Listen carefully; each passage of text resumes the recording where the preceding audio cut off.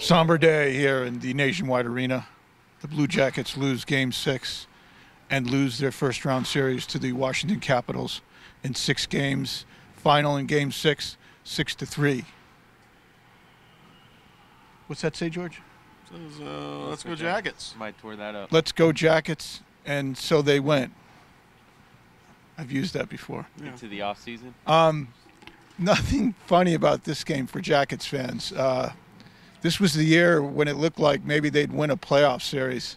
It looked even better after they won the first 2 games of the series. They lose 4 in a row, 3 of them on their home ice. It was a hugely disappointing collapse. George, we can talk about how close 4 of these games were that went to overtime and how there's a razor's edge at times in terms of winning and losing in the playoffs. But really the bottom line is 6 games and out, and they lose the last 4 in a row. Yeah, I talked to Nick Foligno, and he described this as a kick in the teeth. Nick was sitting there in his locker room with his head in his hands, and said, listen, we were up 2-0. We won both games in Washington and lose the series. That just doesn't happen, and he's right. Almost 90% of the time you win the first 2, you take the entire series. And here we sit, the Columbus Blue Jackets end their season on a 4-game losing streak, and boy, that couldn't have come at a worse time. This Washington Capitals team, we knew how powerful they were. I believe they won 11 of 14 to end the season, won the Metro, and you would think that you had a better chance against them than Pittsburgh. You're not going to get an easy opponent in the playoffs. We've seen that. I mean, you've seen Boston, you've seen Philadelphia give Pittsburgh a fight. Yeah, a tough loss, a tough way to end this season for the Columbus Blue Jackets. It was a heck of a season. I thought the way that they played at the end, just to get into this thing, to take the top wild card and get Washington in the first place, makes a success, being their second consecutive trip to the playoffs for the first time in franchise history. That's a big step. I mean, because you couldn't take a step back with this bunch. I thought it was a good season. I think they'll look back on this as a good season. But this summer, this is going to be a black cloud covering over this organization and these players as they go through their off-season workouts, because boy, what a squandered opportunity this was. They were 1 bounce away, as Tort said, from being up 3-0 in this series. That double overtime loss here in Game 3 at Nationwide Arena really turned this series. And Steve, tonight 6-3 loss in Game 6, and a lot of the things that you've defined as trends in the series remain trends tonight. For instance, power play, penalty kill, top players, etc. Yeah, you know, the Jackets, I feel like, did a pretty good job on the PK tonight, but still the Capitals were able to get 1 goal. They had a power play goal in every single game in this series, all 6 games. They were 1 for 3 tonight, and the Jackets' power play just really faded. The second half of this season, they had improved there. They were scoring about a 25% clip, but on their last 17 opportunities, last 16 over the past 4 games, they were not able to get a power play goal, and you need those types of goals in the playoffs to be able to win. And the top line, too. Ovechkin had 2 goals tonight. Right. One of them was pure Ovechkin's one-timer from the top of the left circle that, well, no one could have stopped. And then afterwards, Sergei Bobrovsky, George, proclaimed himself in need of no psychological help. Yeah, last year the team figured that physically Sergei Bobrovsky was fine. The loss to Pittsburgh was probably a mental thing, and he said he was open to visiting a sports psychologist after last season's loss to the Pittsburgh Penguins. Today he said if anybody suggests that, they're, you know, he disagrees with anyone who would suggest that he needs to see a sports psychologist, because he feels he played great in this series. I tend to agree with Bob. I thought he kept this team in this as long as he could. Would he like to have had maybe tonight back? Sure, why not? But I think Bob was solid. He kept them in those 2 games that they won in Washington. That was pretty much all Bob. Washington.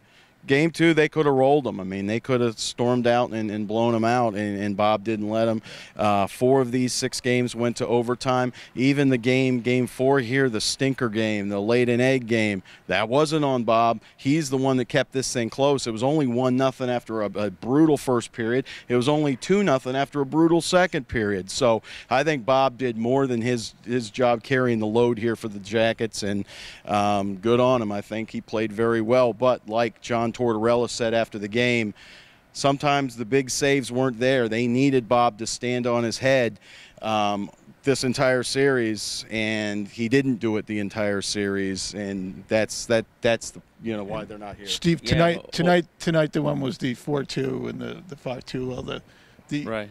Who beat him with the slap shot? Was that shorthanded? No, the shorthanded was a Stevenson goal. Smith Pelly's the slap shot from the left dot. Yeah, I mean that was the one where.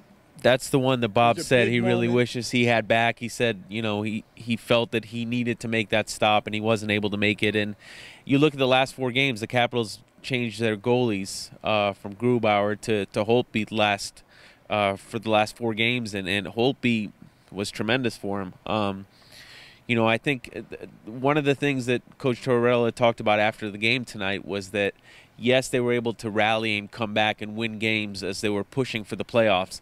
But the fact that they played from behind so much in this series, almost the entire series, just made it difficult for them. Yeah, he said they're more comfortable playing from behind, but chasing a game like that over the course of a whole series. Chasing a team like that. Yeah, it'll wear you out. He did say the best team won, and good on Torch for saying that.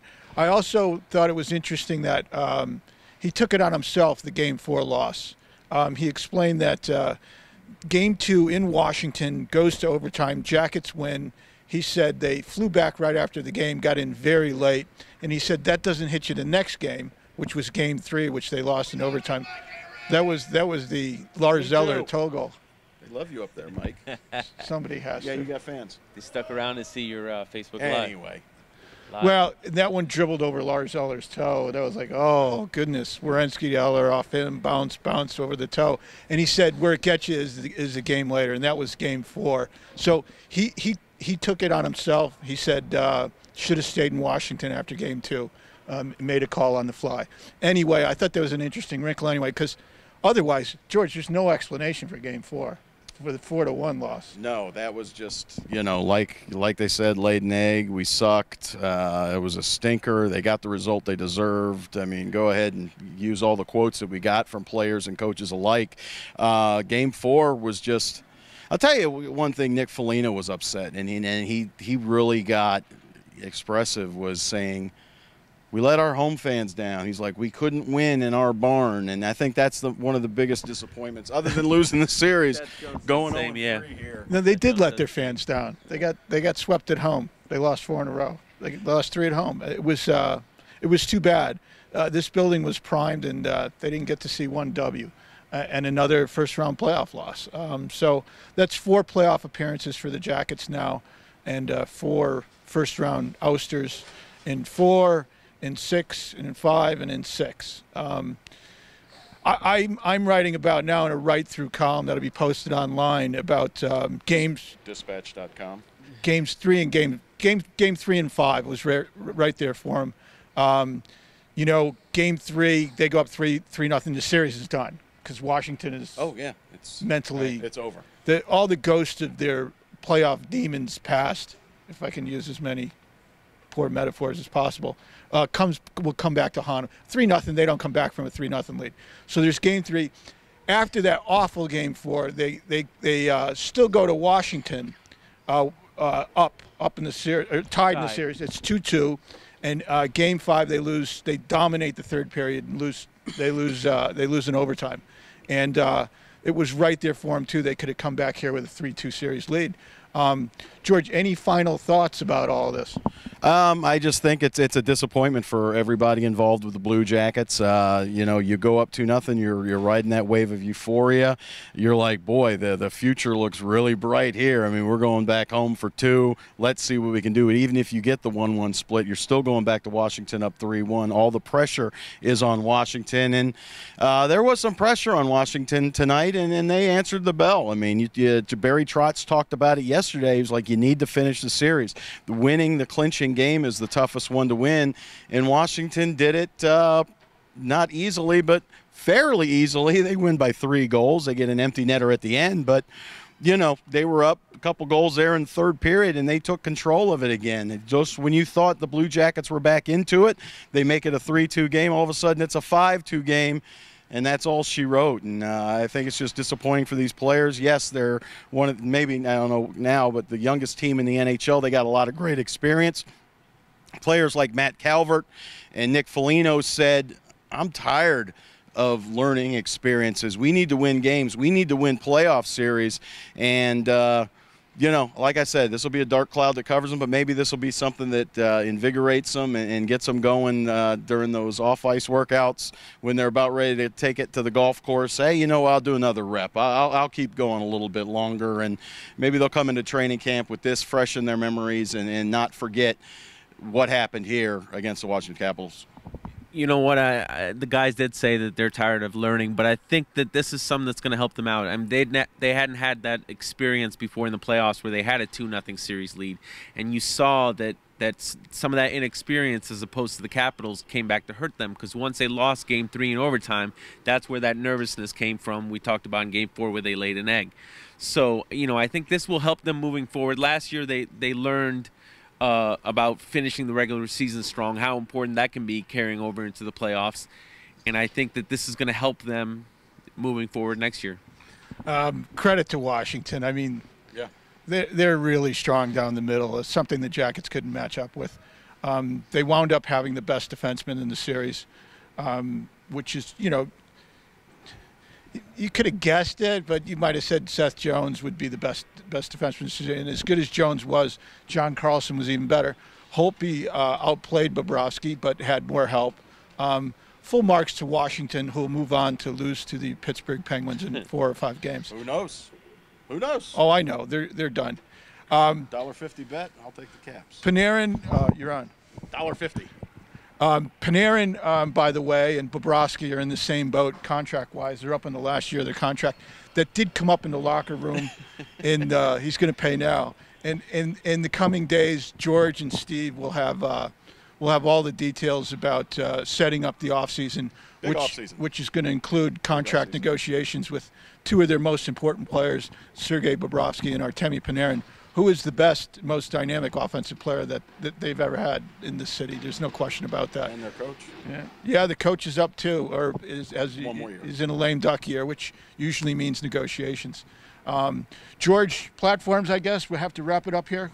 Yeah, follow us throughout the summer, I guess, on Twitter, @Dispatch Alerts. We'll have plenty of Blue Jackets coverage throughout the summer, and I guess spring too. Spring, summer, fall, whatever it is, @Dispatch Alerts, @George Richards, @Michael Arace1, @S Gorten.